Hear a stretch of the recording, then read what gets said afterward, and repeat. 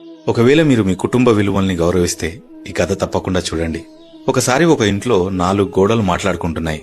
ఈ ఇల్లు మన వల్లే నిలబడింది, మనం లేకపోతే ఈ ఇల్లు లేదు అని అనుకుంటున్నాయి. అది విన్న పైకప్పు, అదేంటి, నేను కదా ముఖ్య కారణం, నేనుండడం వల్లే ఈ ఇంటికి ఎండ, వాన, చలి మరెన్నో ఇబ్బందుల నుంచి కాపాడుకుంటూ వచ్చాను, అప్పుడే ఇదొక మంచి ఇల్లు అయింది అని అంటుంది. అది విన్న తలుపులు, మీ మొహం, మీరు కేవలం నిర్జీవంగా పడున్నారు. నేను కొన్ని వందల సార్లు మూసుకుంటూ తెరుచుకుంటూ ఈ 4 గోడల లోపటికి రావడానికి మార్గాన్ని ఏర్పరిచాను, నేనే ముఖ్యం అని అంటుంది. ఇలా పైకప్పు, గోడలు, తలుపులు గొడవ పెట్టుకుంటుంటే భూమి కింది నుంచి ఆగండి, గొడవ పెట్టుకోకండి, నేను కూడా మీలాగే, నేను లేకుంటే గోడలు లేవు, పైకప్పు లేదు, తలుపులు లేవు, అసలు ఇల్లే ఉండదు అని చెప్పగలను. కానీ ఆ చెప్పడం వల్ల ఏం నిరూపించుకుంటాం?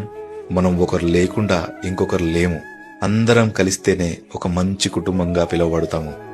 సరిగ్గా ఇలాగే మన కుటుంబంలో కూడా ఒకరు పైకప్పై కాపాడితే మరికొందరు గోడల్లా దృఢంగా నిలబడి, ఇంకొకరు తలుపుల్లా మార్గాన్ని ఏర్పరిచి, భూమిలా అందర్నీ ఒడిసిపట్టి ఉండే వ్యక్తి చుట్టూ నిలబడి ఒక గొప్ప కుటుంబంగా మారతాము.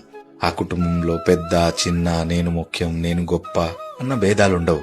అందరూ కలిస్తేనే ఒక కుటుంబం. ఏమంటారు?